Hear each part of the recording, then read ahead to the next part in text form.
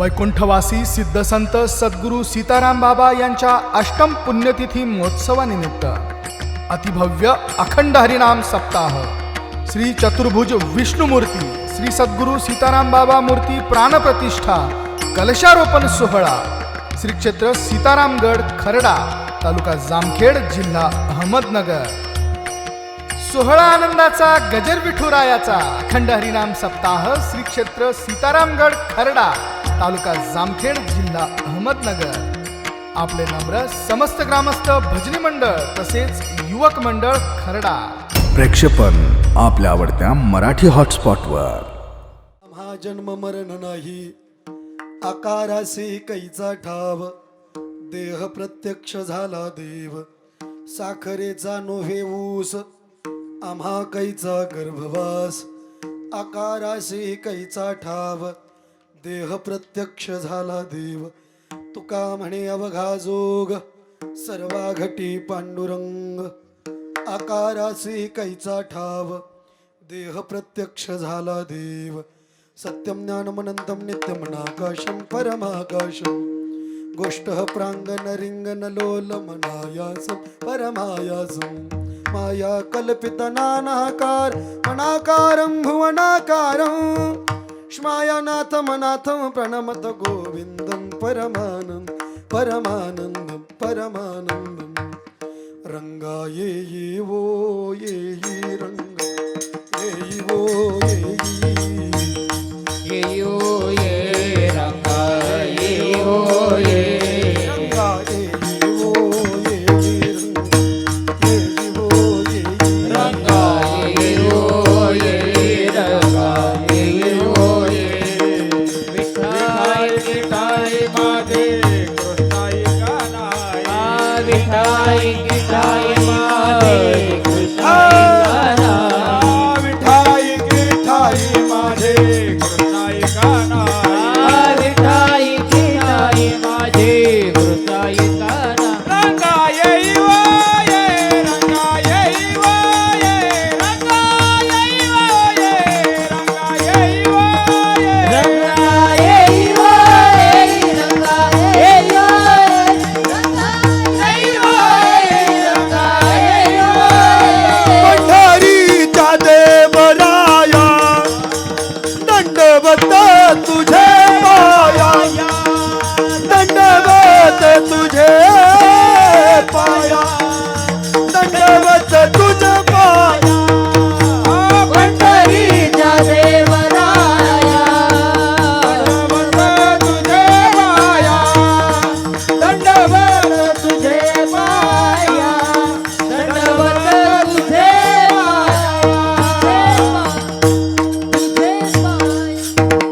सोनो पंत तथा गुण जनतया मामा से बोलती, नामे शंकर शंकरा शुभ करा निसंग जो संगती, पुण्य श्लोकीचा पुणे नगरीचा मोती खरा शोभतो,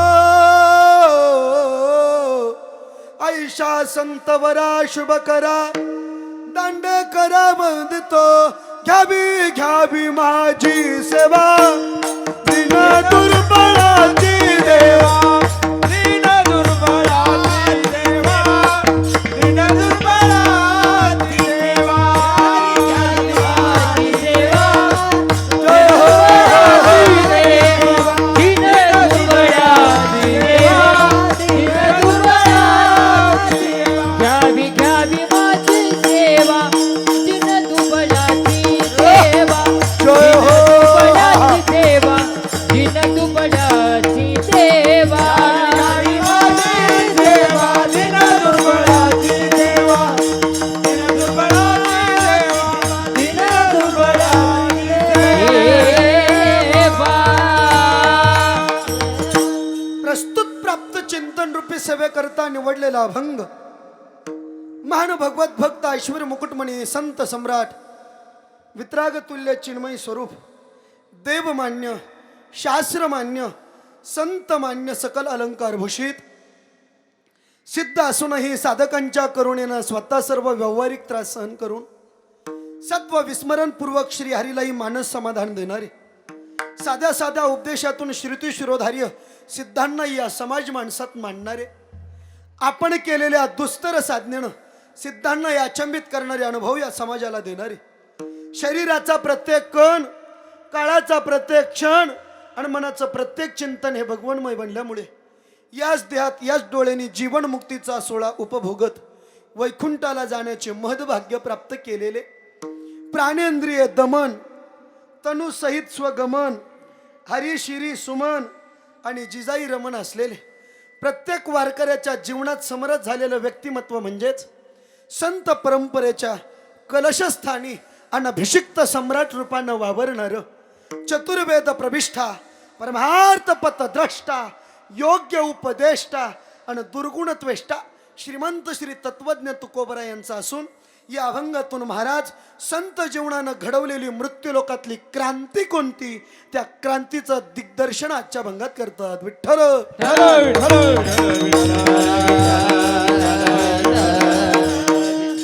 सेवेला सुरुवात करण्यापूर्वी अल्पसा परिहार द्यायचा तो असं आपल्या सर्वांचं श्रद्धास्थान असणारे अवतार ज्येष्ठ, वैदिक निष्ठ, सांप्रदाय वरिष्ठ आणि वैष्णव श्रेष्ठ सद्गुरू सिद्ध संत सीताराम बाबा यांचा अष्टम पुण्यतिथी सोहळा आणि या सोहळ्यातील वारकरी पंथाप्रमाणे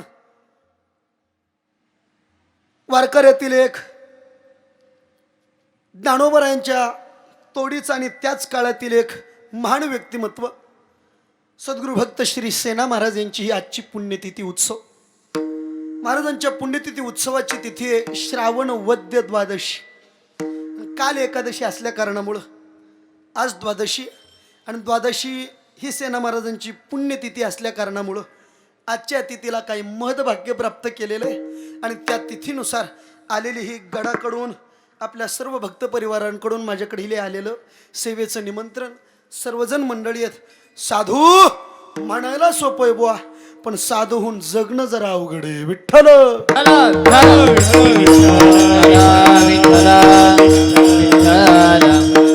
आज ज्यांची पुण्यतिथी आहे, ज्यांचा अष्टम पुण्यतिथी सोहळा चालू, यांच्या पुण्यतिथ्या का करायच्या याची काही कारण आहेत.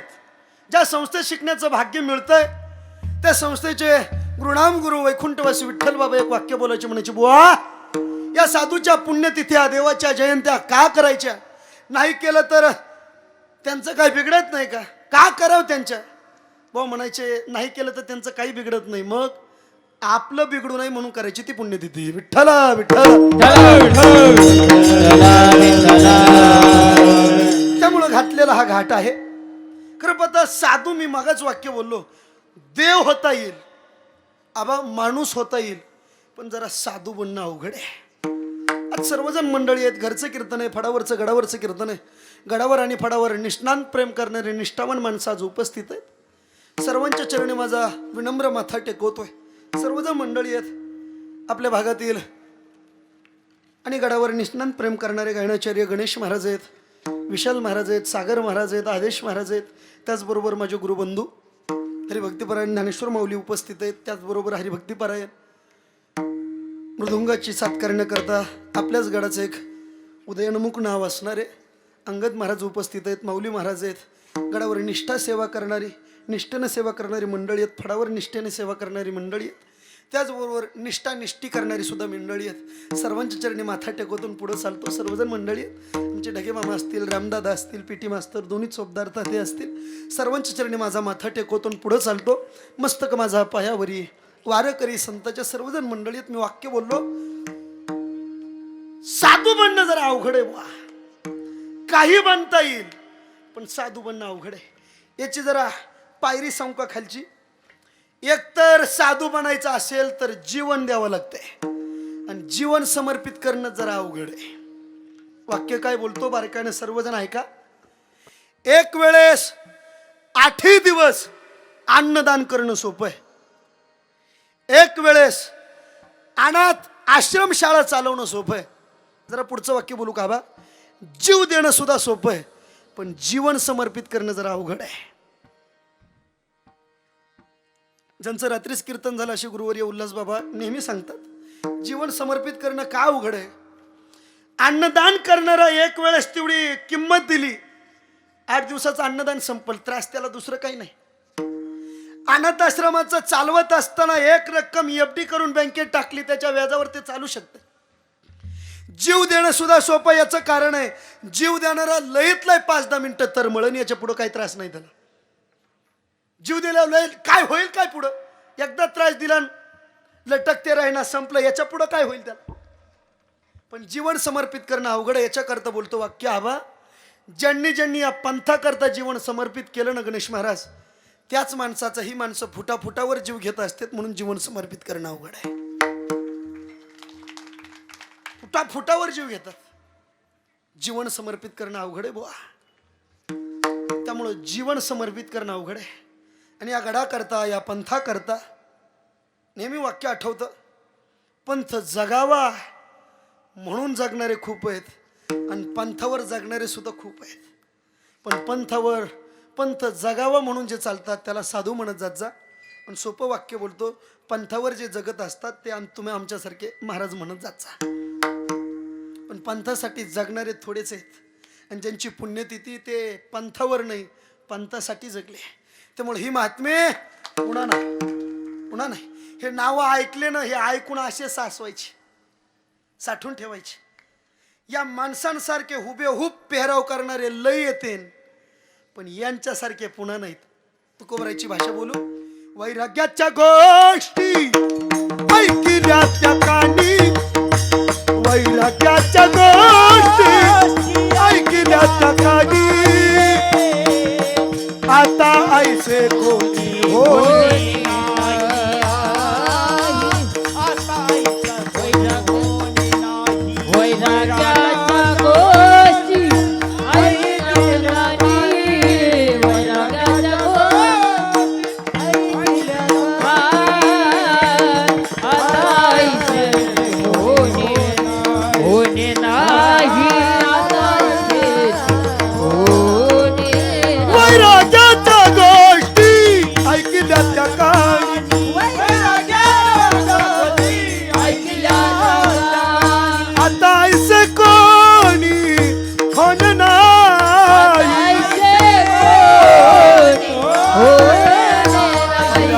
गोष्टी ऐकल्या त्या कानी, वैराग्याच्या गोष्टी ऐकल्या त्या कानी, आता ऐसे कोणी नाही, आता ऐसे कोणी नाही. वैराग्याच्या गोष्टी ऐकल्या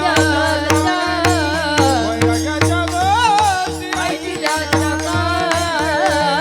आता ऐसे कोणी होणे.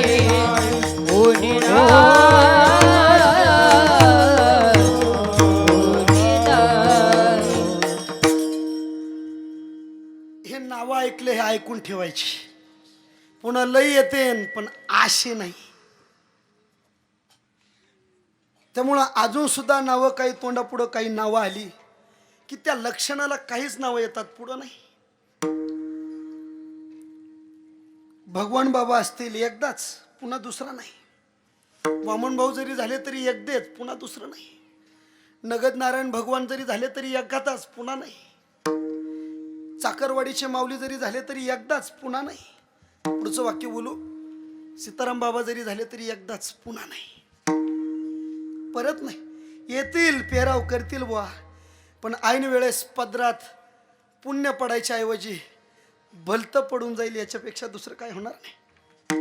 मग महाराज साधू काय असतो, साधू काय करतो? साधू येतो सुद्धा, साधू जातो सुद्धा, पण साधू आल्यानंतर जो पंथा करता जगतो त्याचं नाव साधू.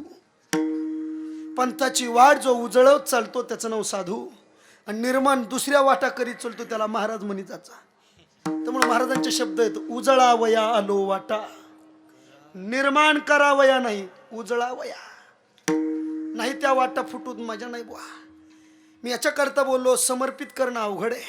आणि समर्पण कोणाला होत नाही. समर्पण त्याला म्हणायचं जिथं अनुसरण आहे. अनुकरण आहे त्याला समर्पण होत नाही. अनुसरण तेव्हाच होतं जेव्हा वृत्ती असते, आणि अनुकरण तेव्हा होतं जेव्हा कृती असते. विठ्ठला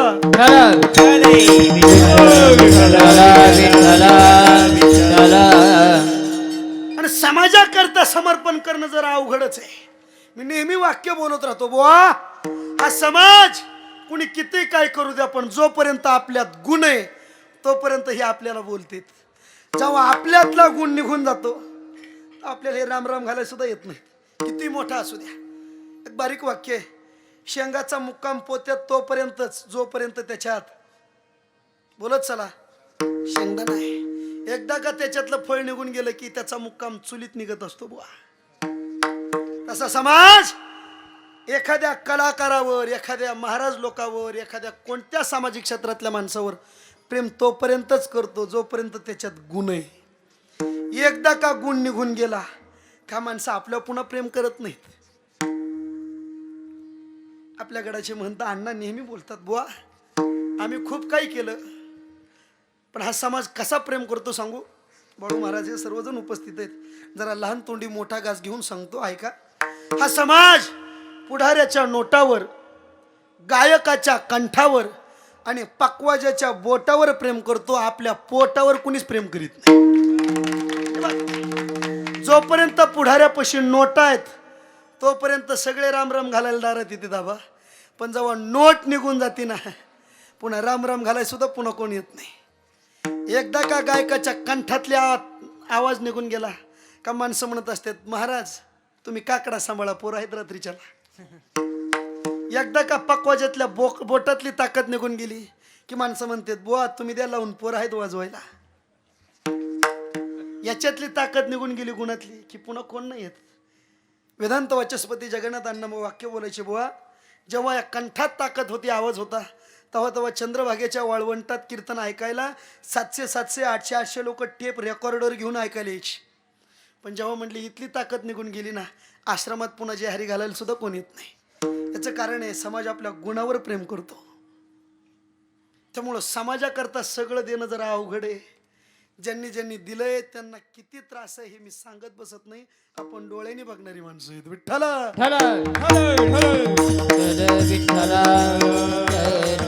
त्यामुळे वाक्य बोलणं साधू बनणं जरा अवघड आहे. साधू कसा ओळखावा त्याचं एक वाक्य आहे, ज्याच्या जीवनात त्याग त्याला साधू म्हणा आणि ज्याच्या जीवनात भोग त्याला माणूस म्हणत जात जा. साधू ओळखायचा तो त्यागानं आणि माणूस ओळखायचा तो भोगानं. ज्याच्या जीवनात भोग मोठा त्याला साधू नाही, साधूचं पांघरून असेल पण साधू नाही. भगवान कधी साधू होत नाही. साधू दिसायला आपल्यासारखा पण दिसत जरी असला तरी कुणी त्याला साधू म्हणत जात जाऊ नये बुवा. का साधू दिसाय आपल्यासारखा आहे पण तुकोबरांना विचारा, तुकोबरे म्हणतात दिसल म्हणून तसं नाही. संत नवती जगा सारिके संत नवती जगा मानसाच्या सारिके, संत नवती जगा मानसाच्या सारिके, संत नवती जगा समुद्र नदी नव्हे पैगा, नदी नव्हे पैगा, भाषण म्हणून ये लिंगा, म्हणून हो संत नवती जगा मानसा, संत नवती जगा साच्या सारिके, संत नवती जगा मानसाच्या सारिके, संत नवती जगा मानसाच्या सारिके. दिसतंय म्हणून कधी कोणाला साधू म्हणत जात जाऊ नका. का संत नवती जगा. माणूस जन्मानं मोठा ठरत नाही बुवा, माणूस कर्मानं मोठा ठरत राहतो. बारकन वाक्य आहे का मला तुम्हाला विचारायचं. दूध माहिती आहे सर्वांना, दूध दूध एकदम पिवळं असतं बघा, त्याला दूध म्हणायचं नाही. नाही पिवळं जर दिसत असेल तर कावीळ झाली म्हणा, पण दूध पिवळं होत नाही. दूध कसं असतंय, पांढरं असते. मोठ्यानं बोला. त्या दुधाला आता विरजण टाकलं, आता दुधाचं काय झालं, दही झालं. दह्याचं घुसळण केलं, आता ताक, ताकावर गोळे आले, कशाचे, मोठ्यानं बोला. बरोबर आहे काय, लोणे, लोण्याला कढवलं, आता काय बनलं, तूप बनलं. आता मला तुम्हाला विचारायचंय, तूप आला असेल पण तूप झालं कुणापासून, बरोबर आहे बोला की, कशापासून, दुधापासून झालं, तूप झालं. मला तुम्हाला विचारायचंय, दूध कसं लिटर आहे, बोला की मोठ्याने, 50 धरा. 60 रुपये धरा, जरा गिरगाईचे धरून टाका 60 रुपये. मी होलसेल दुकानदार आहे. आपल्याला द्यायचं नाही आणि घ्यायचं नाही. 60 नाही 80 करून टाका. कुठं गेलं तरी मला फुकटच देते, त्यामुळे मला काय. दुधाचे 70 रुपये लिटर आहे. तूप कुणापासून आहे? जर दूध 70 रुपये लिटर आहे, मग असं करा की 1 किलो तूप 70 रुपयांनीच द्या की. आहे का तुमच्यात कोण असा दुकानदार? देईल का कोण? नाही महाराज. दुधापासून जरी तूप झालं तरी गुणेश महाराज त्याचं रथ ठरलेला रेट 700 रुपये किलो आता तूप आहे. पण कुणाचं? आपण दुधाला भाव लावलाय गिरगाईचं तूप आता 1200 रुपये किलो आहे. 2500 झालं भाऊ. आमचे दुकानदार आले नाहीत अजून, येतील 1-2 दिवसांनी. विचारलं पाहिजे त्यांना. श्याम महाराज लाडाने तूप जर 700 रुपये किलोनी आहे आणि दूध 70 रुपयांनी, मग तूप विकाणं त्याच भावात. जन्म जरी तिथून असेल तरी तूप विकणं का? किंमत जन्माहून ठरत नाही हो, किंमत कर्माहून ठरत असते. तसं कोणी कुळात जन्म घेईल म्हणून त्याला साधू म्हणत जात जाऊ नका. त्याचं कर्म कसं आहे तसं पाहत जा.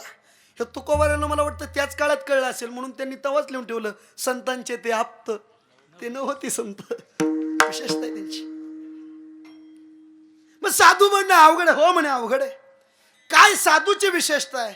महाराज म्हणतात साधू बनायचं असेल तर एखाद्या वेळेस घरावर तुळशी पत्र जरी ठेवलं तरी म्हणावं लागतंय बरं झालं. बायको जरी मेली तरी म्हणावं लागतंय बरं झालं. हे ज्याला म्हणता येतं त्याला साधू म्हणत जात जा. आणि अशा महान साधूंच्या ह्या पुण्यतिथीत त्यागानं साधू मापा उभा. बरं झालं सोडून द्या आपलं म्हणायचं. तुम्ही फक्त घरी जाऊन एवढंच म्हणा तुमच्याच बायकाला 2-3 घंटे जरा पाण्यात बस बरं. ती तुमचं सुद्धा ऐकत नाही. जे घरचं आपलं ऐकत नाही तिथं काय त्याग आहे तुमचा. त्यागात मोठा साधू आहे. मंदिरं होतात, मूर्ती प्राणप्रतिष्ठा होते, गड होतो. पण जरा बारीक वाक्य बोलू का? गड आणि एवढं होण्यासाठी त्याला 5-5 आणि 4-4 वर्षालाच घर सोडावं लागतं. तेव्हा कुठं गड बनतोय? 4-5 वर्षापूर्वीच बाबांनी घर सोडलंय, पुन्हा घर नाही. गेले तरी एकदाच फक्त ते जमीन जुमला नावाचा करायला, परत नाही. हा त्याग जिथं त्याला साधू म्हणा. बरं महाराज साधू कळाला आम्हाला, त्यागानं मापतात त्याला आणि मग महाराज आज तुम्ही त्या साधूचं सांगताय. काय साधूची क्रांती आहे? महाराज म्हणतात हा मृत्यू लोक आहे. आणि इथं जो मृत्यू लोकात आला, एक दिवस आला, ज्याचा जन्म झाला त्याला मरण एक दिवस ठरलंय त्याच. नाही इथं जे जन्माला आले ते एक दिवस. उदंडाची झाले जन्म गेले भोगोनिया गेले रावणुक भोगोनिया गेले रावणुक उदंडाची झाले भोगोनिया गेले रावणुक भोगोनिया गेले रावण. आले ते गेलेच. बरं महाराज कळालं. मग तुम्ही क्रांती काय केली? महाराज म्हणतात हा जरी मृत्यूलोक असला तरी या मृत्यूलोकात आम्ही क्रांती केली. आता आम्हाला जन्म मरण नाही. महाराज बोलताय काय क्रांती? काय साधूची क्रांती आहे. साधूचा आवाज वेगळाच राहतो बुवा. श्रीमंतीचा आवाज वेगळा आणि साधनेचा आवाज वेगळा राहतो. गोड प्रसंग आहे रामायणातला. आजपासून आपण सर्वजण रामायण ऐकणार आहेत. रामप्रभू आता वनवासाला निघालेत. निघाल्यानंतर आता केवटाचा आणि रामप्रभूची गाठ पडलेली आहे. आणि जात असताना त्या नदीतून आयले तीरावून पहिले तीरावर जायचंय. केवट होडी धरून तिथं बसलेला आहे. आणि केवट पाहिल्याबरोबर लक्ष्मण आवाज देतोय, केवट. आवाज आल्याबरोबर तिकडून केवट आवाज देतोय, कोण आहे? केवटाचा आवाज आहे तो साधनेचा आवाज आहे. आणि लक्ष्मणाचा आवाज आहे तो श्रीमंतीचा आवाज आहे. श्रीमंतीचा आवाज कधी साधनेच्या आवाजापुढे टिकत नसतो. गर्जन मोठ्यानं पण कधी टिकत नसतो. हे लक्षात ठेवा तुम्ही. याचं कारण आहे साधू दिसायला जरी साधू असला, साधू कोणाला म्हणता येत नाही. याचं कारण बारीक वाक्य बोलतो. साधू कोणाला म्हणायचं सांगू? जिसके ऊपर किसी का छाता नहीं, जिसका दुनिया से कोई नाता नहीं और जिसका बैंक में खाता नहीं, त्याला साधू म्हणत जायचा. ज्याचा सगळीकडे संबंध जोडतो त्याला महाराज म्हणत जायचा. तिखट समान. पण साधू कोणालाही म्हणता येत नाही. बरं महाराज एवढं सांगताय, साधनेचा आवाज खूप मोठा राहतो बुवा. लक्ष्मण आवाज देतोय, केवट मी आहे मी, तू कोण म्हटल्याबरोबर केवळ लक्ष्मण सांगताय, मी मला ओळखत नाही तू, मी शेषाचा अवतार आहे. लक्ष्मणानं बोलल्याबरोबर केवट म्हणतोय, असशील मग मी काय करायचं. साधनेचा आवाज मोठा असतो. साधनेचा आवाज कोणाला दाबता येत नाही बुवा. तुम्ही पण गर्जना कराल पण दाबता येत नाही. आज सुद्धा तुकोबरायच्या सोबत खूप जण होते, त्यावेळेस विरोध केला असेल बुवा सगळ्यांनी, मंबाजी बुवा असतील, पण तुकोबरायचा आवाज साधनेचा आहे, कोणाला दाबता आला नाही का. आज सुद्धा तुकोबरायचा आवाज गाथ्याच्या रूपाने अजून निनांतोय. ज्ञानोबरायचा आवाज ज्ञानेश्वरीच्या रूपाने अजून सुद्धा गरजतोय. भागवताच्या रूपाने तुकोबराया नाथ महाराज अजून सुद्धा आवाज आहे का, साधनेचा येतो. आणि मग तुकोबराय म्हणतात, हे जरी मृत्यूलोकात अनिवार्य असलं तरी सुद्धा साधनेच्या आवाजापुढं नाही. आम्ही साधनेनं सांगतोय, आम्हा जन्म मरण नाही. हे येतंय ना, हे श्रीमंतीचा आवाज आहे, हे थोड्याच वेळाचा आवाज करणारे, पण आता निघून गेलो याचा सुद्धा आवाज नाही, जो आता 2 सेकंदापूर्वी ऐकत होतो. ज्या आपण इथं नडलेलो आहेत, जिथं थांबलेलो आहेत, साधना माणसाला मोठी करत राहते बुवा. बारीक वाक्य बोलू, घडलेला इतिहास या खर्डा नगरीचा तुम्हाला सगळ्याला पाठ आहे, सगळ्याच्या लक्षात राहू म्हणून पुन्हा सांगतो, एकदा भजन करा. विठ्ठला विठ्ठला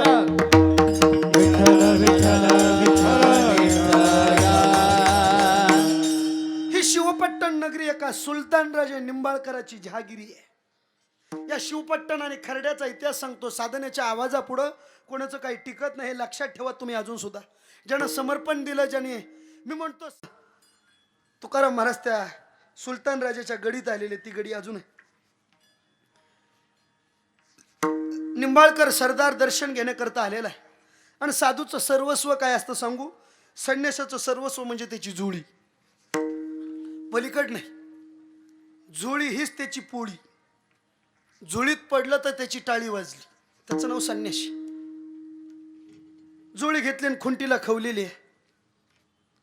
येता जाता नजर चुकीनं ती जुळी खाली पडली.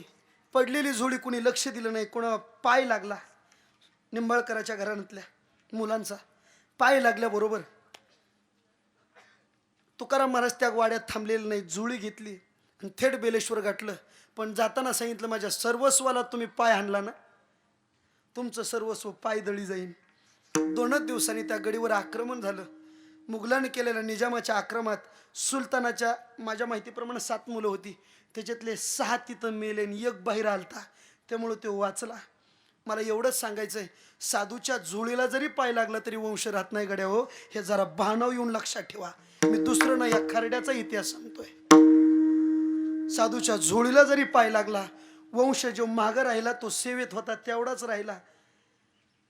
पाय जरी लागला तरी ती जुळी जर इतका त्रास देत असेल, आपण पायदळी जर तुडवण्याचा प्रयत्न केला तर ते काय करीन हे भानाव ठेवा. विठ्ठल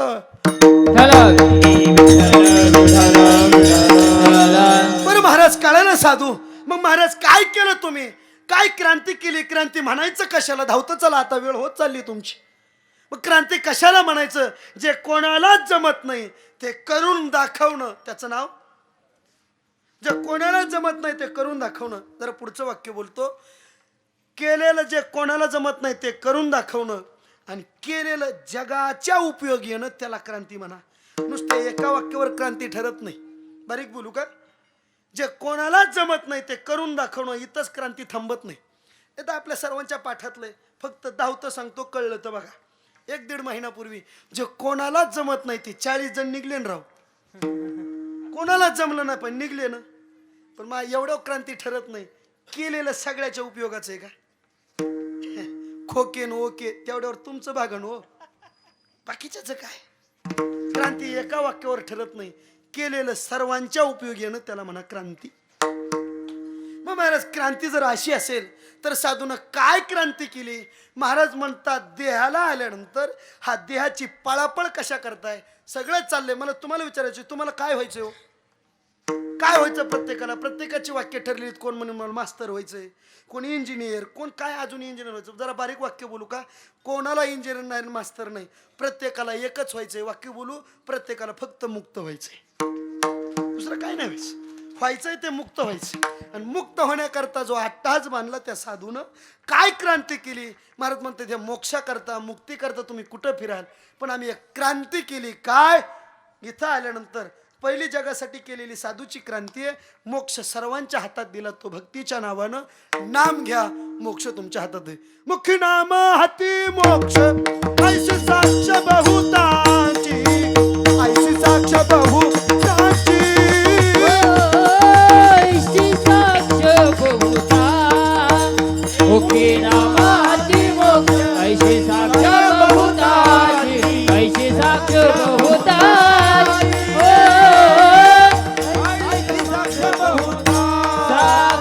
मुखी नाम हाती मोक्ष,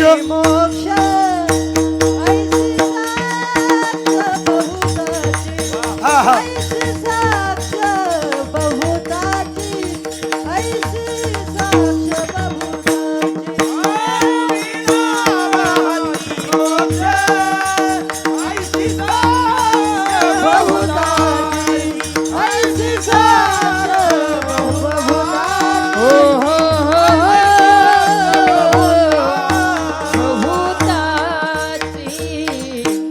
जगासाठी केलेली क्रांती आहे. तुम्हा आम्हाला मिठाव म्हणून भक्ती नावाच.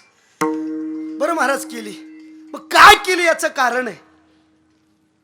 प्रवास माणसाचा असावा, जिथून निघला तिथून. मग प्रवास संपतो कुठपर्यंत? जिथं जायचंय. सोपं करून मीठ माहिती आहे सगळ्याला.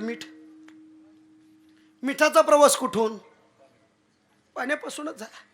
खाडी, त्या खाडीतून कुठली तरी लाट आली, त्या लाटीनं पाणी बाहेर काढलं, मग ते मिठागरात गेलं, पाणी बाष्पीभवन झालं, शिल्लक राहिलं ते मीठ. मग त्या मिठाचा कुठं कुठं वापर नाही केला. मग ह्या आगी मोहळ गप बसत नाही. ते मीठ घ्यायचं, तव्यावर टाकायचं. सगळ्याच्या आवडीचा पदार्थ कोणचा? ठ्यासा.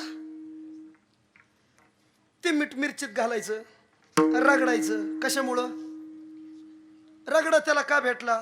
एवढंच घडलं, ते मिरचीच्या नादी लागलं. बरं का मिठाऊ, हे लक्षात ठेवा तुम्ही. कशामुळं हे तुम्हाला सगळ्यांना कळत असेल ना. म्हणजे मीठ म्हणजे का मी पाण्यातलं म्हणतो काय? अजिबात नाही. मग त्या मिठाचा प्रवास कुठं संपल? तेवढ्यावर मीठ थांबत नाही. माता मावल्या तिथं घालीत आहेत काय बाई, मग पदरात घेतात, वळून टाकून देतात. कुणाला? बोला की कुणाला? एवढा प्रवास थांबत नाही गणेश महाराज त्याचा. मिठानं एकच काम केलं पाहिजे. मिठाने इकडं याच्याहून त्याच्याहून मिरचीत पडण्यापेक्षा त्यांनी एकच काम करावं, पळत निघावं आणि पाण्यात उडी हाणावं. पुन्हा कोणत्याला उडी आहे? मिठाचा प्रवास तिथपर्यंत आहे. तसं जीवाचा सुद्धा प्रवास ठरलेला आहे. जीव आला असेल मग जीवानं काय करावं? महाराज म्हणतात त्यांनी जन्म भेटला ना, जन्म भेटला का त्याच्या हातात नव्हता. मग निदान जन्म भेटला ना, मृत्यूवर उडी हाणत असताना मृत्यू उडी हाणल्या संपवावं, इतकं काम करावं त्यानं. मग आपलं काय चाललंय? आपण उडी हाणीत नाहीत, आपल्या उड्या इकडे चालल्यात. सोपं करू तुम्हाला कळलं. जुने पेव राहायचे, पेव, जाऊसाचं पेव. तेव्हा काय पोते बिते बारदाना घरात असं नव्हतं. कुठंतरी एक जमिनीत मोठी खड्डा करायचा, त्याच्यात मग एकच ते टाकू, कुठं हुलग्याचं पेव, ज्वारीचं पेव, जाऊसाचं पेव. ते जाऊसाचं पेव राहायचं. पण जाऊसाच्या पेवात चालत चालत एक जण आला, नजर चुकीनं पाय कशात पडला? त्या पेवात. आता मला विचारायचंय, जाऊसाच्या पेवात पडल्यानंतर आता त्याला बाहेर निघायचंय, काय केलं पाहिजे त्यांनी? बोला की काय केलं पाहिजे त्याने बाहेर पडायचं म्हणल्यावर? बाकीचं पेव वेगळं आणि जाऊसाचं पेव जरा वेगळं, हे लक्षात ठेवा आधी. ज्वारीच्या पेवात पडल्यानंतर हालचाल केलं बाहेर माणूस निघल, पण या जाऊसाचं जरा विशेष राहतं बाळू महाराज. ह्याच्यात जितकी माणूस हालचाल करीन तितकं. बहुतेक तुम्ही सगळे त्यात पडलात काय की आता. तुम्ही जितकी हालचाल करील तितकं. एकच काम करा, बाहेर पडायचंय ना, हालचाल करायची बंद करा, लवकर बाहेर निघता. आपण संसारूपी जावसाच पडलो. जशी हालचाल चालली तसं बुडणं चाललंच आहे.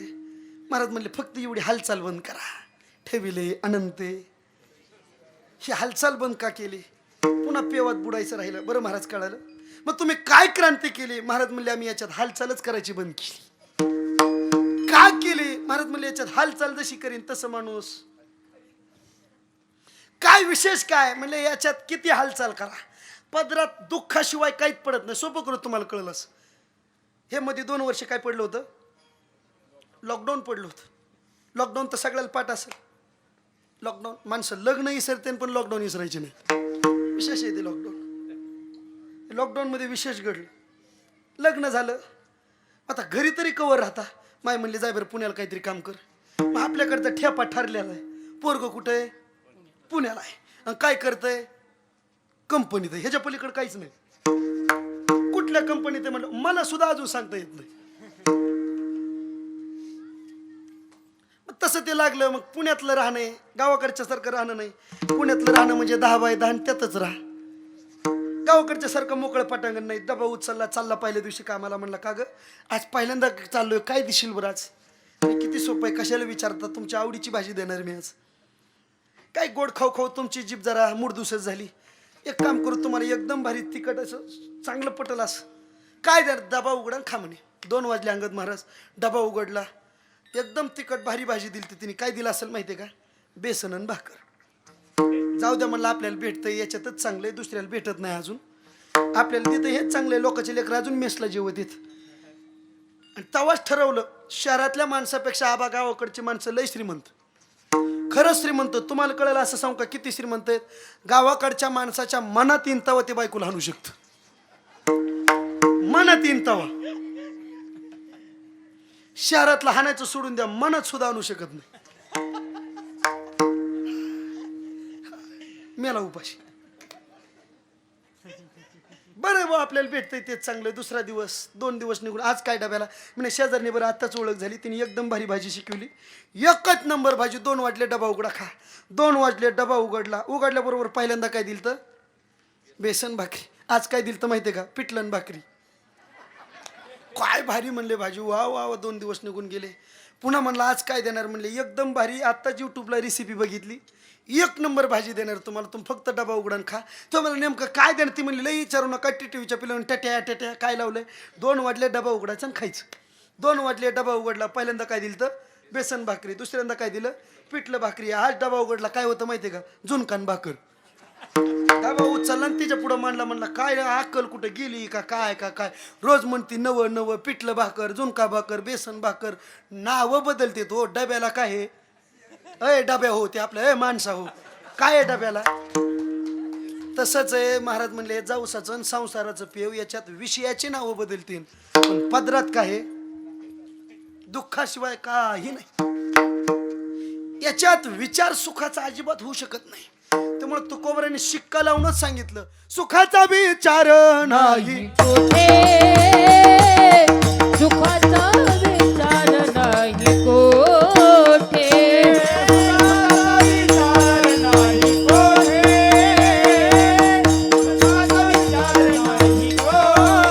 दुःख बांधवडी आहे हा संसार. हा दुःख बांधवडी आहे हा संसार. दुःख बांधवडी आहे हा संसार.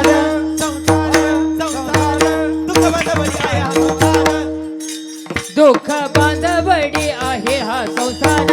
संसार संसार दुःख बांधवडी आहे हा संसार. दुःख बांधवडी आहे हा संसार. संसार संसार दुःख बांधवडी आहे हा संसार. सुखाचा विचार नाही कोठे. सुखाचा विचार नाही कोठे. हा सुखाचा विचार नाही कोठे. नाही कोठे. दुःख बांधवडी आहे हा संसार. संसार संसार दुःख बांधवडी आहे हा संसार.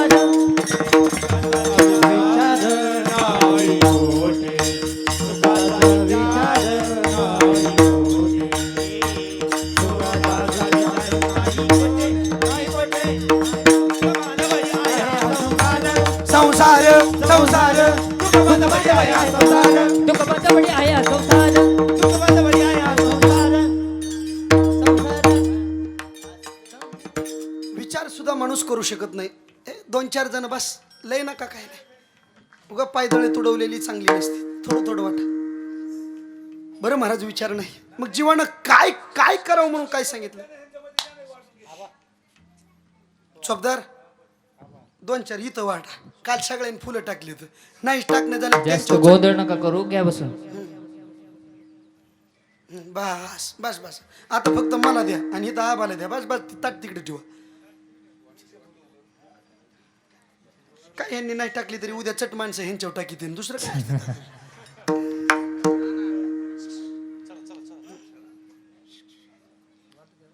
साधू काय करतो हे कळाल्यानंतर साधू त्यात गुतत बसत नाही. मग साधू काय करतो? मग महाराज म्हणतात अनुभवानं सांगतो. मग काय सांगितलं? आज ज्यांची पुण्यतिथी आहे त्यांनी सुद्धा व्यवहार केला, पण व्यवहारात गुंतून बसले नाहीत. ज्यांचा समाधी सोहळा आहे, ज्यांचा आज पुण्यतिथी उत्सव करतोय, साधू येताना सुद्धा येतात आणि जाताना सुद्धा जातात. पण येताना तिथीला पुण्यवान करतात आणि जाताना सुद्धा पुण्यवान करून जातात. तुम्ही आम्ही येतो, येताना सुतक इटाळा असतो, जाताना सुतक असते. जरा विचार करा, आपण कुठंच बसत नाही. काय विशेषतः काय सेना महाराजांनी काय केलं? सगळा व्यवहार हा देवरूप करून टाकला, बाकी काही केलं नाही. भक्ती आणि परमार्थाचं उच्च टोक म्हणजे काय? आपण जगतो ते सगळं देवरूप बनून जाणं, याला म्हणा परमार्थ. परमार्थ करायचा कशा करता? काय असतंय? जिकडं बघल तिकडं देवरूपानं पाहणं. म्हणून बारीक वाक्य बोलतो, ज्याला जग दिसतं त्याला कधी देव दिसत नाही, आणि ज्याला देव दिसतो त्याला कधी जग दिसत नाही. विठ्ठल.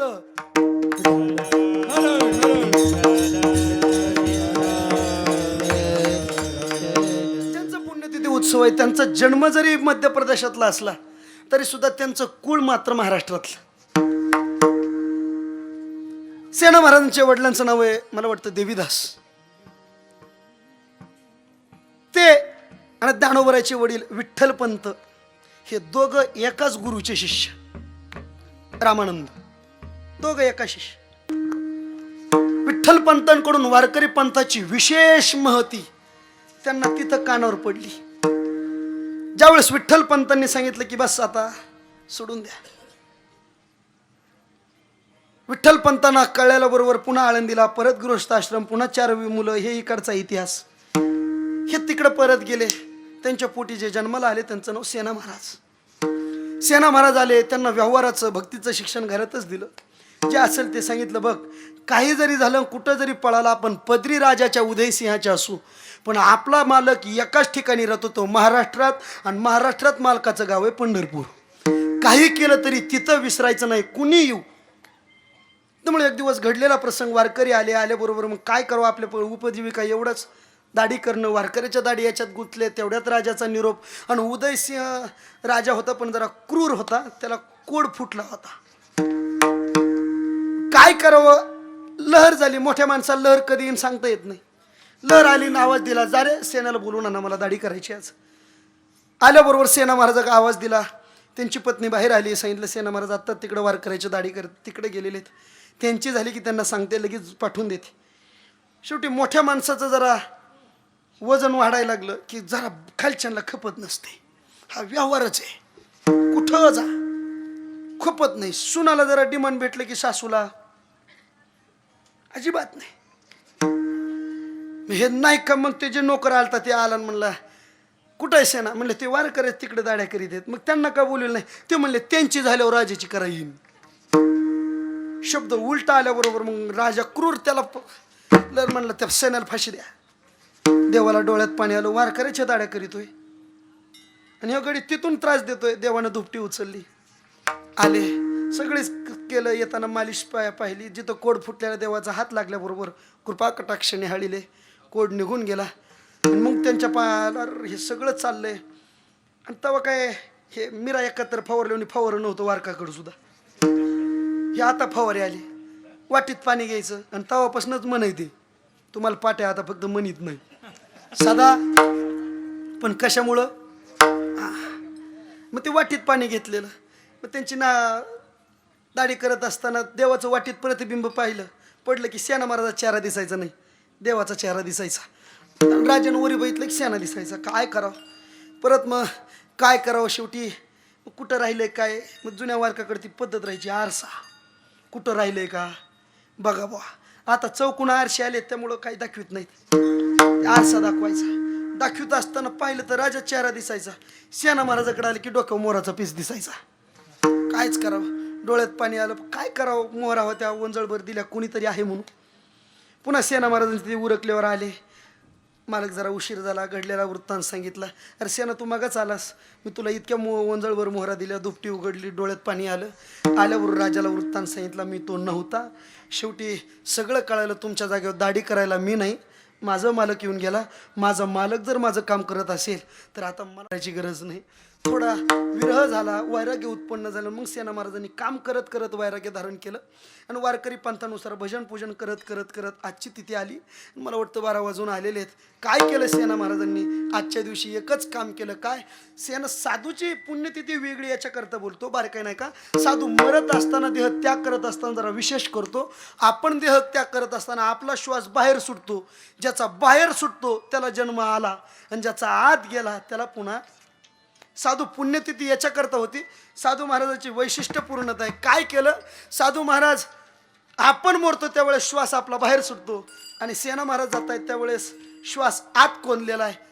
आसन घातलं आणि आजच्या दिवशी काय केलं श्रावण मध्य द्वादशी सेना समाप्तच्या दिवशी सेना समाप्तच्या दिवशी सेना समाप्तच्या दिवशी श्रावण मध्य द्वादशी सेना समाप्तच्या दिवशी सेना समाप्तच्या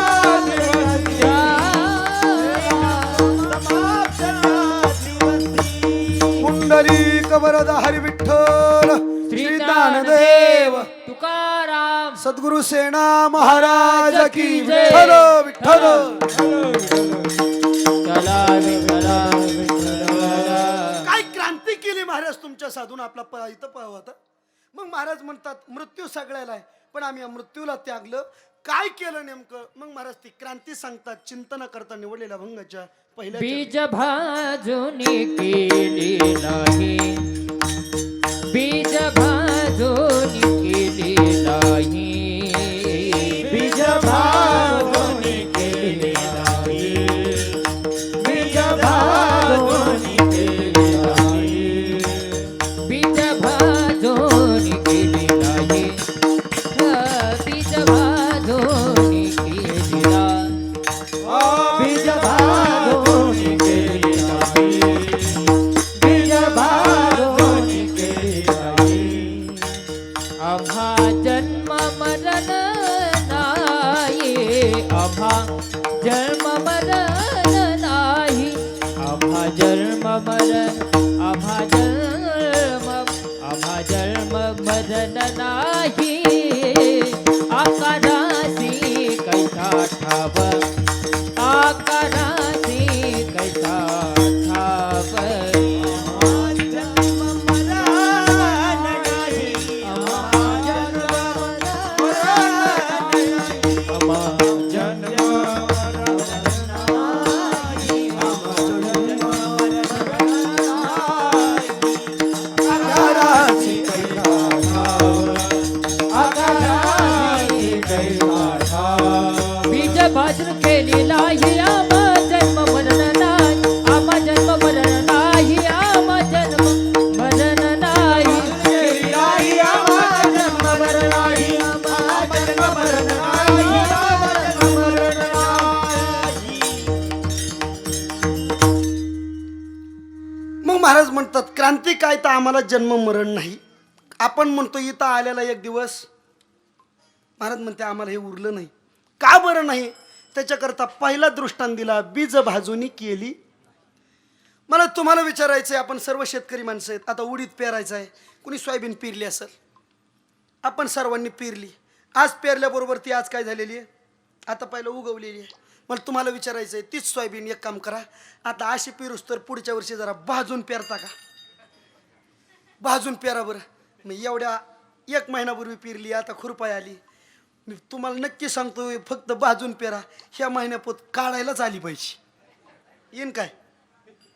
नाही नाही महाराज, काढाय सोडून द्या, काढायलाच जायची गरज नाही. का? उगवणारच नाही. याचं कारण आहे बाजलं की ते उगवत नाही. तसं महाराज म्हणले, जन्म कोणाला? ज्याचं कर्म शिल्लक आहे त्याला. आम्ही आमचं कर्मरूपी बीज नामरूपी तव्यावर भाजून काढले आणि त्याचा परिणाम घडला आम्हाला. बरं महाराज, मग जन्म कोणाकोणाला नाही? जन्म कोणाला याची 3 कारण आहेत. पहिलं कारण, जन्म कोणाला कोणासाठी येतो? पहिलं कारण, पाप पुण्य असेल तर जन्म आहे. प्रमाणे आपण सर्व म्हणतो, पाप पुण्य करुणी जन्मा येतो प्राणी. महाराज म्हणले आमच्याकडे पाप पुण्य नाही. बरं, दुसरं कारण दिलं, अजून जन्म कुणाला? वासना असेल तर जन्म. जन्म घेणे लागे वासनेच्या संगे, तैसे झाले अंगे हरिरूप, तैसे झाले अंगे हरिरूप. जन्म घेणे लागे वासनेच्या, तेच झाले अंगे हरिरूप, तेच झाले अंगे हरिरूप. दुसरं कारण, वासना असेल तर जन्म, जन्म घेणे लागे. आणि तिसरं कारण दिलं काय? कर्म, कर्म शिल्लक असेल तर जन्म. आपल्या सर्वांना पाठ आहे, केले कर्म झाले त्याची उपजले, म्हणजे जन्म आला. कधी? कर्म शिल्लक असेल तर. महाराज म्हणतात आम्हाला जन्म नाही का, आम्ही याच्यापेक्षा वेगळेत. आणि तुम्हा आम्हाला का भेटला त्याचं बी कारण आलेलं आहे. काय? कीर्तनी बडबड करील जो कोणी, बेडूक होऊन येईल. आपण आलो त्याच्यामुळे फक्त बडबड करतो म्हणून. आपण इकडं कुठं, इकडं चापचायचीच गरज नाही, आपला घोटाळाच पाहिला इथं. जो पहिल्यांदाच घोटाळ्यात अडकला त्याला शेवटपोत क्लीन चिट भेटन काय? लय तर सुनमारी तिथला का वाद. क्लीन चिट नाही, आपण इथंच घोटाळ्यात आहेत. बरोबर. पहिलं कारण सांगितलं पाप पुण्य. महाराज म्हणले आम्ही जन्माचं इतका दिव्य केला, आता आमच्यापाशी पाप पुण्य शिल्लक नाही. कस काय? महाराज म्हणले पाप पुण्य कुणाला? तुम्हा आम्हाला. साधूच्या देहाला पाप पुण्यच लागत नाही. खूप गोड शब्द तो. लागून येते अंगा पाप पुण्य. तुका म्हणे आम्ही झालो अग्निरूप, लागून येते पाप पुण्य अंगा. अजून एक महाराजांचं प्रमाणे, महाराज म्हणतात आम्हाला पाप पुण्य नाही. कुणाला? झुंजार ते एक विष्णुदास जगी, पाप पुण्य अंगी नातळे त्या. साधूला पाप नाही पुण्य नाही. का? साधूच्या जन्माबरोबर आलं तर त्यांच्यापाशी पुण्यच येतं, पाप येतच नाही. जेथे वसती हरीचे दास, पुण्य पिके पापानास. पुण्यच पिकतं त्याच्या दारात. मग महाराज म्हणतात पाप पुण्यच नाही म्हणून जन्म नाही. मग इथं शंका आहे, महाराज जर पुण्य पिकत असेल त्यांच्या दारात आणि तू म्हणता पाप पुण्य लागत नाही, मग यांचं पुण्य जातं कुठं? ऐकून ठेवा, तुमच्यासाठी सांगतो. हे पुण्य कुठं जातं माहितीये का? महात्मा गेल्यानंतर त्यांच्या वाटेवर उभं राहत. हे पुण्य त्या महात्म्यानं दाखवलेल्या वाटावर उभं राहत. आणि मग ज्या वेळेस त्या महात्म्यानं दाखवलेल्या वाटावर एखादा वाट सुरू चालू जातो, त्यावेळेस ज्याला तर पुण्य कमी पडलं तर ते पुण्य त्या वाट सुरूच्या उपयोगाला येत असतं. आणि मग माणसं म्हणते हे आम्ही नाही हो कुणी केलं, मग बाबाची पुण्य ये. साधूचं पुण्य कुठं जात नाही, त्या वाटेवर उभा राहत. जर कोणीच नाही महात्मा एखादा वाट चालत असला, जर महात्म्याच्या अंगी बळ नसेल तर त्या महात्म्याचं पुण्य त्या महात्म्याच्या मागं उभं राहत असतं. आणि मागं चालवणाऱ्याच्या मागं जर ते पुण्य उभं राहिलं, पुढच्याचं काही चालत नाही बुवा. त्यामुळं चालत असताना मी मगाच वाक्य बोललो, साधूच्या वाटावर कधी जायचं नाही. त्याचं जरी पुण्य नसलं तरी त्या महात्म्याचं पुण्य त्याच्या मागं उभं राहत असतं. म्हणून महाराजांचे शब्द आहेत, पुण्य उभे राहू आता. पंढरीच्या वाटाला जात असताना पुण्य कमी पडल, मग तुम्ही फक्त ती वाट धरा, त्या वाटेवरचं पुण्य तुमच्या पाठीमागे उभं राहील. त्यामुळं आपण गडाचं पाईक व्हायचं ते याच्या करता, इथली वारी करायची ती याच्या करता, इथं येऊन बसायचं आणि भजन पूजन ऐकायचं ते याच्या करता. आपल्याने पुण्याईनं काय उभं राहणार नाही, पण बाबाची पुण्याई जर आपल्या मागे उभं राहिली तर आपलं काहीच शिल्लक राहणार नाही. वारी करायची आणि इथं यायचं ते याच्या करता यांच्या पुण्याने आमचं काहीतरी चांगलं होईल. आपलं पुण्य आपल्यालाच पुरत नाही, पण साधूची पुण्य आपल्या मागं उभा राहिली की आपल्याला काही कमी पडत नाही. दानोबराच्या दारात येऊन कुणी सुद्धा आज महाराज होतंय हे त्याचे कष्ट आहेत म्हणून नाही, मग दानोबराची कृपा तिथं उभा राहते म्हणून. त्यामुळं तुकोबराने शिक्का लावत असताना आळंदीला आधी शिक्काच लावून ठेवलाय. इथं आल्यानंतर जयाने घातली मुक्तीची, मिळविली मांदी वैष्णवांची कुणी दानोबरायांनी. पण ते दानोबराचं पुण्य तिथं उभा आहे म्हणून साधक घडतो. बाकीच्याकडच्या साधकाचा ठसा वेगळा आणि आळंदीच्या कलाकाराचा ठसाच वेगळा आहे बुवा. नाही नाही, त्यामुळं म्हणतात बुवा हे सगळीकडचे कुठले असतील पण आळंदीची तोड नाही येत का, ते आपल्यात काय नसते, तिथली भूमी उभा करून राहत असते. तसं साधूचं पुण्य त्या वाटावर उभं. बरं महाराज, पाप पुण्य नाही, दुसरं कारण येतं वासना. महाराज तुम्ही म्हणतात जन्म नाही, मग तुमची वासना. महाराज म्हणले आमच्यापाशी वासनाच नाही का? आमच्या नाही हो, आपण रोज म्हणतो तू का म्हणे आवागी आवारिली वासना, आता नारायण दुसऱ्या पासोनी, आता नारायण दुसऱ्या पासोनी. हे तुका म्हणे अवधी अवधी वासना, आता नारायण पासोनी. आता नारायण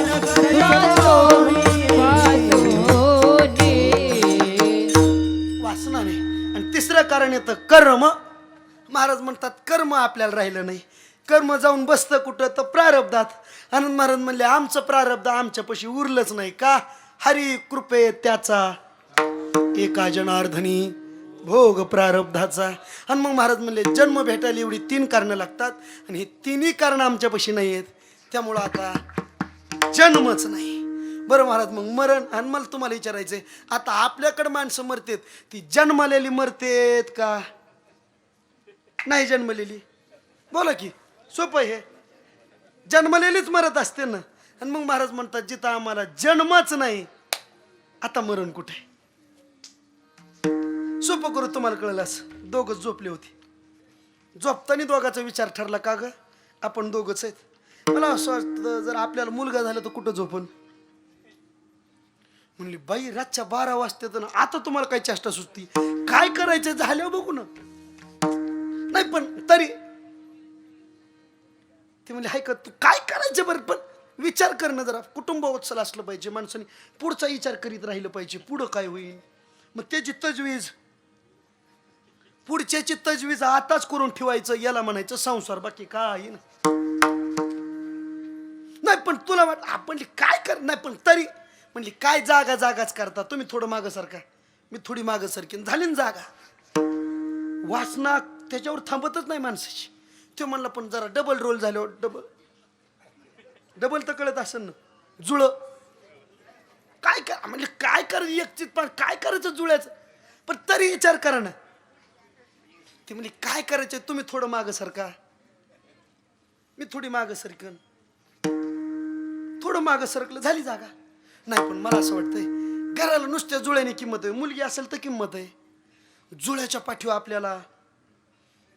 आता म्हणा की तुम्ही कुठं जा म्हणजे काय करायचं इतक्या रातच्याला, कुठं विचार करीत थोडं मागं सर. ते सर काय गेलं धबदिशी पडलं, असं हाड मोडलं. तुम्ही लयच हसतात, तुमच्याकडं असंच होतंय का? आता मला तुम्हाला विचारायचंय, हे हाड मोडलं असलेल्या पोराचं आहे का नसलेल्या? बोला की, नसलेल्या पोराने हाड मोडलं का असलेल्या? मोठ्यानं बोला, मोठ्याने जरा सोपं आहे. नसले एक विचार करतात बारीक, नसलेलं पोरग जर हाड मोडीत असन,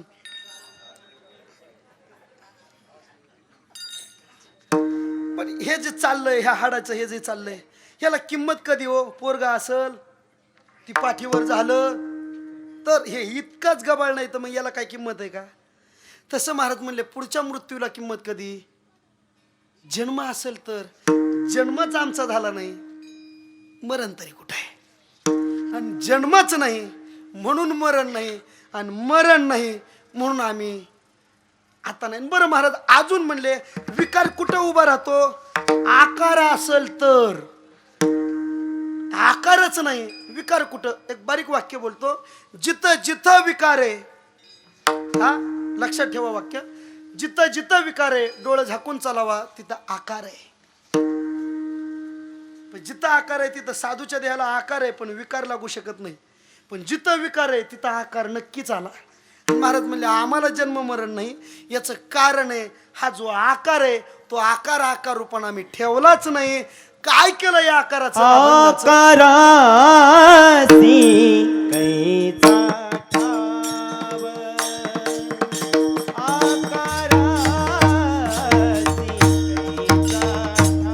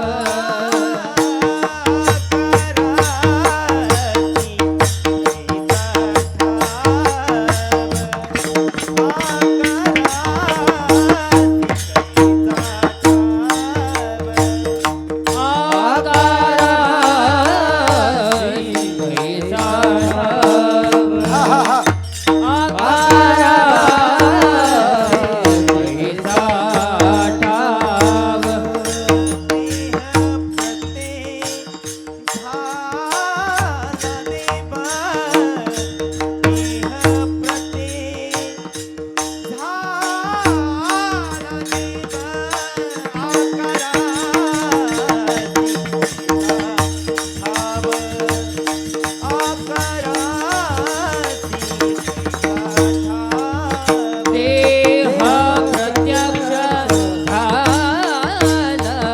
देव, देह प्रत्यक्ष झाला देव, आकारासी कैसा ठाव, आकारासी कैसा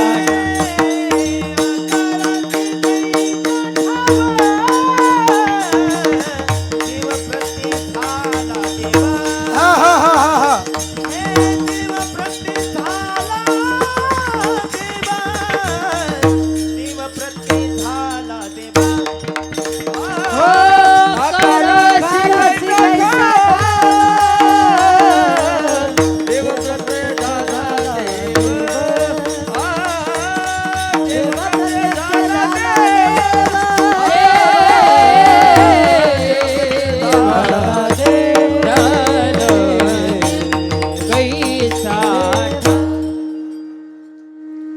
महाराज म्हणले आकार असेल तर विकार येईल. आकारच नाही विकार कुठं? सोपं करू तुम्हाला कळलंच. माणूस जन्माला ज्या दिवशी येतो बरोबर मरण येतं, त्याचबरोबर त्याच्या कपाळावर किती खायचं ते सुद्धा तेव्हाच येतं. त्यामुळे आपल्याकडे म्हणे दाणे दाणे पे लिखा आहे. पण जेवढं नाम आहे तेवढंच खाणं, पलीकडे नाही. तुम्हाला मला विचारायचंय, माणूस गेल्यानंतर त्याला आंघोळ घालतात. आंघोळ घातल्यानंतर तापविलेलं पाणी ज्या भांड्यात तापवितात ते भांड गेल्यावर बनवतात का जायच्या आधीच बनलेलं असतं? बोला की, आधीच बनलेलं असतं. ज्या बादलीत पाणी घेऊन आंघोळ घालायची ती बादली गेल्यावर बनवतात का त्याच्या आधीच असती? आधीच असती ना. ज्या तिरडीवर बांधायचंय त्याची लाकडं ती वैरण गेल्यावर तयार करीत आहेत का आधीच ठरलेली? बोला की, आधीच ठरलेली. गेल्यावर तर नसेल ना. ज्या सरणात जाळायचे त्या सरणाची लाकडं गेल्यावर तयार झाली का जायच्या आधीच? जायच्या आधीच तयार झालेली. त्याचं कारण आहे जेव्हा माणूस आकाराला आला तेव्हाच त्याचे विकार तयार झालेले. हे लक्षात ठेवा. कुठल्या अजिबात नाही. आणि माणसाचं विशेष राहतं आबा, लय दिमाखात जगत आहेत माणसं. आकाराला आला ना विकार तुझ्यापाशी आहेत, दिमाखात जगूच नको. काय असते माणसापाशी? लयत लय किती असते सांगू का? एक घर, घरापुढं वाटा, वाट्यावर खुटा, पण त्याचा दिमाग मोठा. आकाराला विकार आलाच. किती विकार माणसात भरलाय विचार करा ना जरा. माणसाचा जन्म होतो खाटावर, लग्न लागतं पाटावर, 10वा होतो घाटावर, पण आयुष्य जातं सगळी नजर नोटावर. विकार ठरलेला आहे. पण महाराज म्हणले हे आम्ही आकारच ठेवला नाही. हा आकार काय केला तर देह प्रत्यक्ष झाला देव. हा आकार देवरूप करून टाकला. आणि जिथं देवसा आला देवाच्या याला विकार नाही आहे. देवाचं जन्ममरण शरीराला नाहीये. गंधर्व कधी आले तरी त्यांचं जीवन तितकंच लौकिक, तितकीच सुंदरता. देवाच्या यांना विकार नाहीये. आकार जिथं तिथं विकार आहे. मग महाराज नेमकं तुम्ही सांगता एवढं नेमकं घडलं कसं त्याच्याकरता दृष्टांत दिला ऊसाचा. साखरेचा नव्हे ऊस, आम्हा कायचा गर्भवास. ऊस, आता मला तुम्हाला विचारायचंय, ऊस तुम्ही कारखान्यावर घातला, काय भाव असेल तो भेटला, पण तेवढ्यात कळलं इकडच्या याच्यावर जरा भाव चांगला आहे. पळत माघारी आला, माझा ऊस कुठे आहे? म्हणला का माझा मला माघारी पाहिजे. कसा भावानी आहे? म्हणलं तुमच्यात. म्हणले 2700. द्यायचाच नाही तुम्हाला, 3100 तिथं. माझा ऊस मला माघारी पाहिजे. मग त्याने विचारलं ऊस कुठं आहे? म्हणले कालच त्याची साखर झाली आहे. म्हणले मग एक काम करा, तुमच्यातले सगळे शिकलेले तिथं बसवा आणि माझ्या साखरेचा काय करून द्या. तुम्ही जागेत ना काय करून द्या. आता मला तुम्हाला विचारायचं, ऊसाची साखर होईन हो, साखरेचा ऊस होईन काय? तेच महाराज म्हणले विकार कुठपर्यंत, आकार आहे तोपर्यंत. आता आकारच शिल्लक राहिला नाही, आता उकार कुठे? म्हणून म्हणले साखरेचा नव्हे ऊस, आम्हा कायचा गर्भवास. काय काय ठेवलं नाही, पाप पुण्य नाही, वासना नाही. आणि वासना आली की जन्म आहेच बघा. शेवटचा दृष्टांत देतो आणि सेवेला पूर्ण विराम देतो. एकदा मोठ्या प्रेमानं भजन करा. विठोबा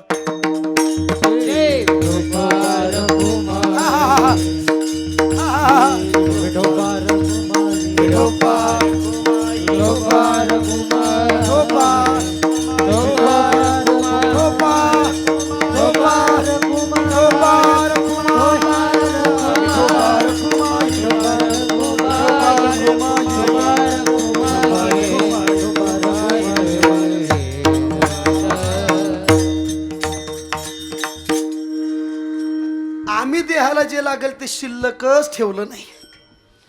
माणूस सगळं काय करेल पण वासना माणसात शिल्लक नाही राहिली पाहिजे. साधूच्या आणि आपल्या मरणात फरक इथंच आहे. आयुष्य संपणं आणि वासना शिल्लक राहणं याला पुन्हा जन्माची सुरुवात म्हणा. आणि वासना संपणं आणि आयुष्य शिल्लक राहणं याला साधूचं जगणं म्हणा. वासना शिल्लक राहिली नाही. जिथं वासना शिल्लक त्याला मरण नाही, मृत्यू होईल पण जन्म आलाच. वासना शिल्लक आणि वासना अशी उलशी जरी राहिली ती सगळी साखळी आलीच. वासना किती शिल्लक नाही राहिली पाहिजे. कापूर माहितीये, कापूर, कापूर डबीत ठेवा. डबीतला कापूर सगळा काढून घ्या, पुन्हा डबी उघडा. वास घेतल्याबरोबर परत कापराचा वास, एवढा वास सुद्धा आपला राहिला नाही पाहिजे. हे बोलणं कळतंय ना? एवढा वास म्हणजे इतकी सुद्धा वासना माणसाची राहिली नाही पाहिजे. अजून सोपं करू. एक शिष्य महाराज होते, गुरुजी आता चालले होते निर्याण्याचं शेवटचे दिवस. मग जाता जाता शिष्याला वाटलं गुरुजी काहीतरी सांगतील, गुरुजी काहीतरी सांगा ना. गुरुजी म्हणले सगळं कर पण फक्त एवढं लक्षात ठेव, दारात घरात मांजर कधी पाळू नको. म्हणला काय करायचंय गुरुजी? शेवटचं हे शेवट सांगा. जीव कशाला म्हणायचं? चैतन्यम यदिष्टानम लिंगदेहश्चय पुन्हा चिच्छाया लिंगदेहस्ता तत्संगो जीव. असलं काहीतरी सांगा की मांजर पाळू नको. हे काय करायचं? ते म्हणलं ते सगळं कुठं सोडून दे, पण फक्त लक्षात ठेव मांजर पाळायचं. जाऊ द्या म्हणला. गुरुजी निघून गेले. 2-3 महिने चालले आणि मग त्याची ज्या कुटीत राहत होता त्या कुटीत झाली उंदर. बरं ते साधू तेवढं शिल्लक राहायचं. मग काय करावा? उंदर एकच ताण द्यायचा, याला काहीच करीत नव्हते पण लंगूटच नीट ठेवीत नव्हते. कुरतडून टाकायचे. म्हणला आला का काही करीन पण उंदराचं काय करतं? मोठा माणूस कुणाचा फडशा पाडीन मोठा माणूस, पण सहसा उंदराच्या नादी लागली त्याला नको वाटत. तो म्हणला अरे मी कुणाचं काय केलंस पण हे उंदर लय त्रास देते, काय करावं? उंदराचा बंदोबस्त करता काय? उंदर नुसते चावून पळत आहेत बघा, सापडत नाहीत. लक्षात ठेवा. मी उंदराचं थोडं थोडं सांगतोय. काय करावं म्हणला? उंदराचा दाट शत्रू एकच, त्याचं नाव मांजर. उद्याच मांजर आणलं. उंदर होतीच किती? 4-2च असतात. त्याच्या जोडीत तेवढीच होती. मांजराने 2 दिवसात त्याचा फडशा पाडला. 2-4च होती. पण पुन्हा मांजर लागलं ना, काय खायचं काय पुन्हा त्याने? मग साधू गावात गेले की भाकरी त्यांना मागून आणली की त्या मांजरासाठी दूध मागून आणायचं. बरं, माणसं नवं नवं लय देते तो, पण पुन्हा आलं की मग दिला त्रास. मग बाकीचे म्हणले महाराज नवं नवं तुम्ही मागता ना ती, पण जेव्हा ती पाप वळणी पडायला लागलं म्हणले महाराज एक काम करा, एखादी गाय बघा. कवर तुम्हाला आता इथं आमच्या लेकराला नाही, तुम्हाला कुठलं देवा? मग माणसं म्हणली आमच्यात एक आहे, तुमचं भागन देते 2-3 लिटर दूध, तुम्हाला तरी किती लागायचे? गाय घ्या. साधू महाराज नवी आली, मग आवडी नवी गोष्ट कोणती माणूस आवडीनच करत. एकदा ती जुनी झाली तिच्यात काय राहत नाही, किती राहत नाही. सोपं करू तुम्हाला कळलं. आता आमच्या वयात आम्हाला लय वाटतंय लग्न व्हावं. आता ह्यांना विचारा बरं, बायका करून तुम्हाला काय नसती केली तर बरं झाली असती म्हण. नवं नवंच बरं वाटतं म्हण ते तस.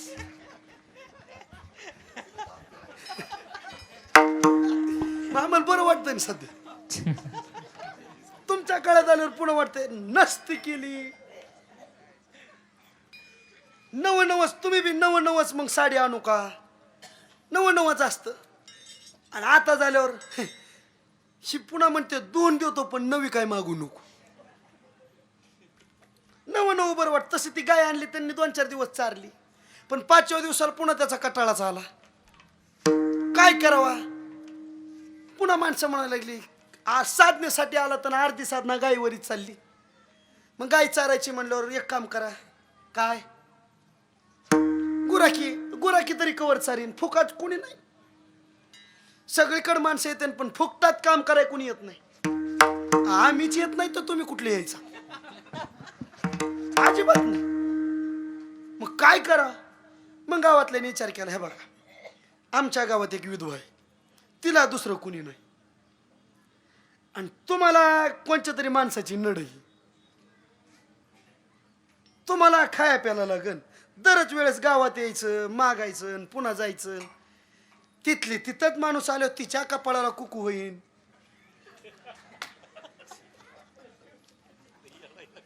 तुम्हाला काय आई होईन. आता मला तुम्हाला व्हायचंय कोण ह्याला?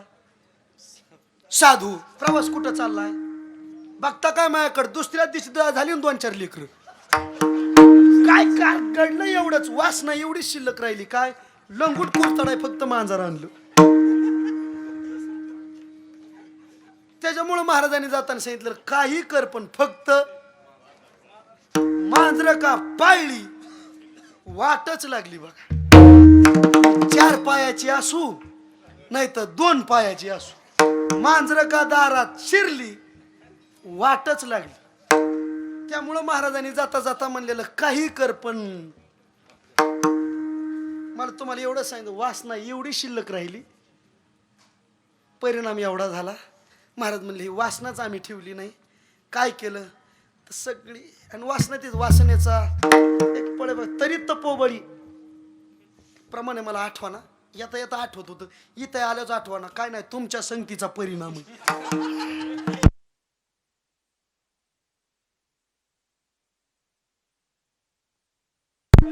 मग महाराज म्हटले वासना शिल्लक नाही, आता काही नाही. मग महाराज सगळंच टाकून दिलं. अवस्था काय घडली ती अवस्था, उरलेली अवस्था सांगितली अभंगाच्या. तू का म्हणे अवघा जोग, अवघा जोग, तू का म्हणे अवघा जोग, अवघा जोग, तू का म्हणे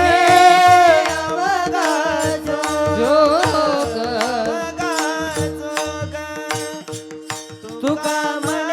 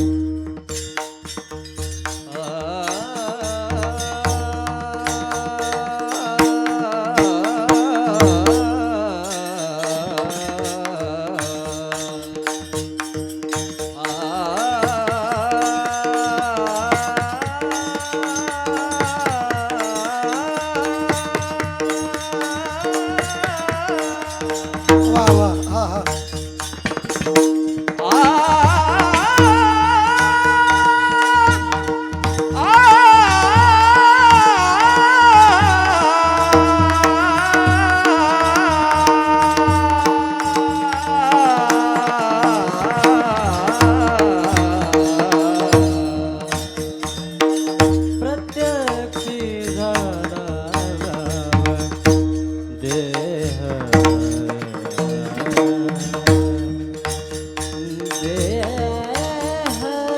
प्रत्यक्षी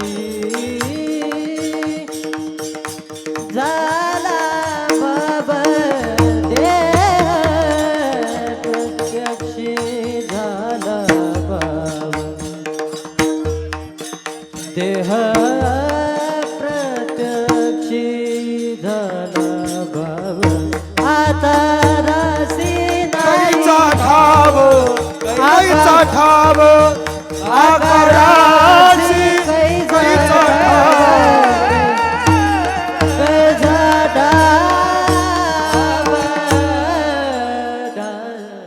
आता काय परिस्थिती आहे? मग महाराज म्हणले आता शरीर रूपानं नाही, आता काय घडलं तर सर्वा घटी पांडुरंग. मग काय काय इथं लय शुद्ध बोलून जाते, सर्वा घंटी नाही, काही नाही का घटी, सर्वा घटी पांडू, बस जिथं बघन तिथं तेवढंच. काही काही इथं आलं शुद्ध बोलत राहते. मी लय प्रयत्न केला पण आपल्याला कवा शुद्ध बोलता आलं नाही. लय प्रयत्न केला मी, मस्त फोन आलो तरी मी आता शेतात गेलो, मग आता म्हणलं वावरातून आलो, काय बोलताच येत नाही त्याला. काय काय महाराज म्हणले सर्वा घटी पांडुरंग.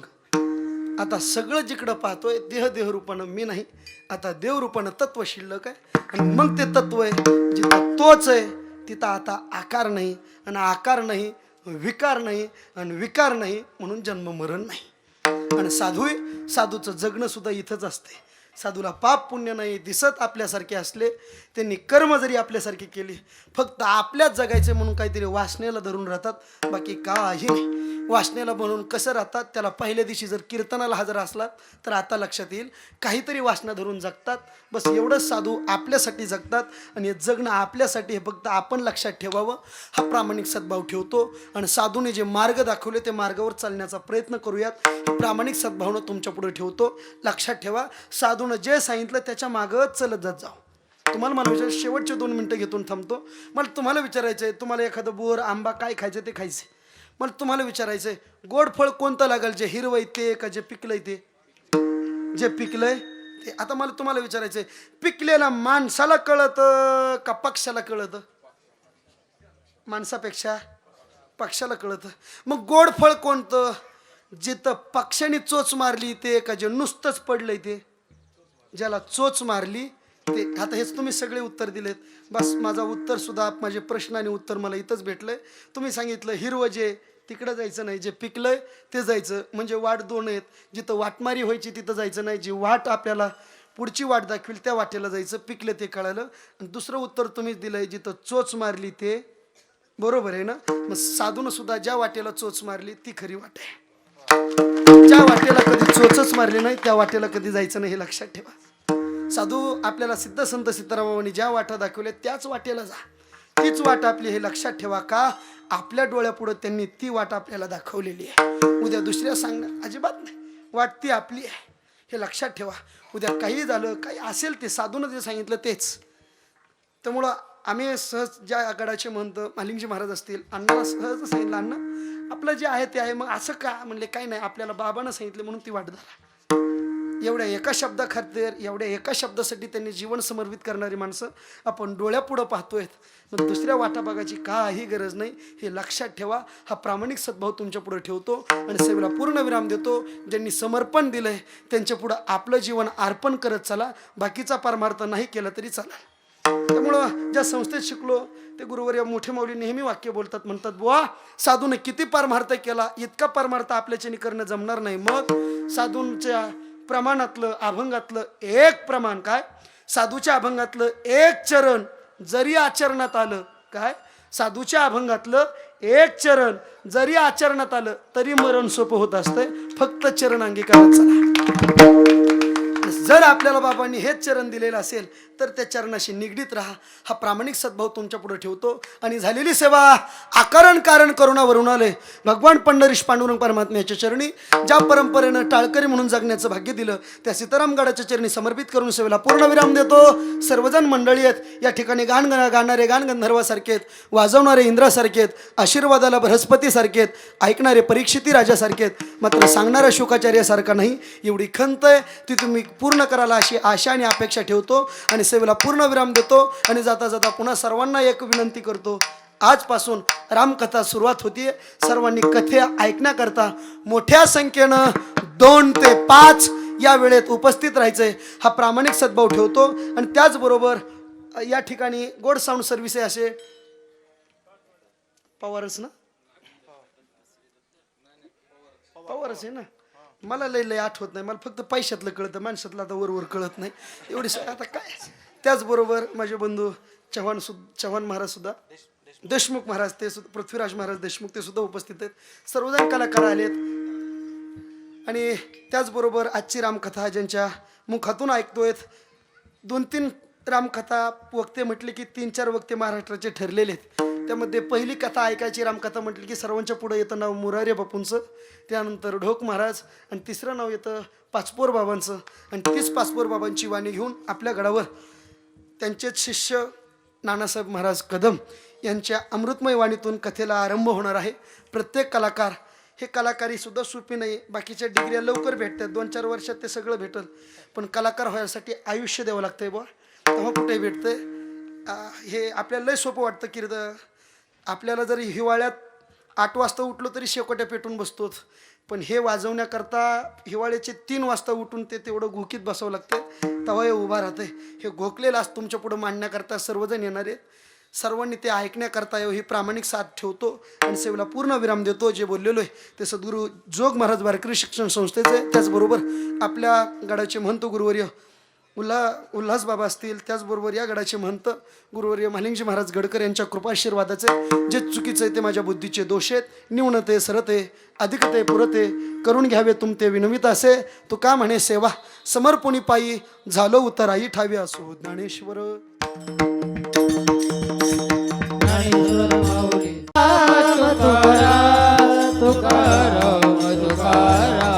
तुकाराम तुकाराम तुकाराम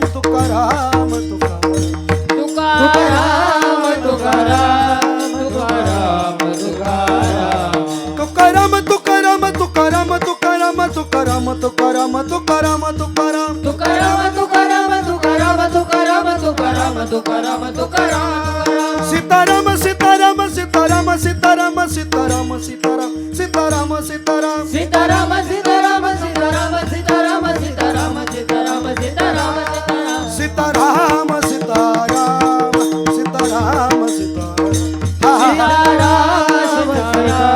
सीताराम तुकाराम तुकाराम तुकाराम तुकाराम तुकाराम तुकाराम तुकाराम तुकाराम तुकाराम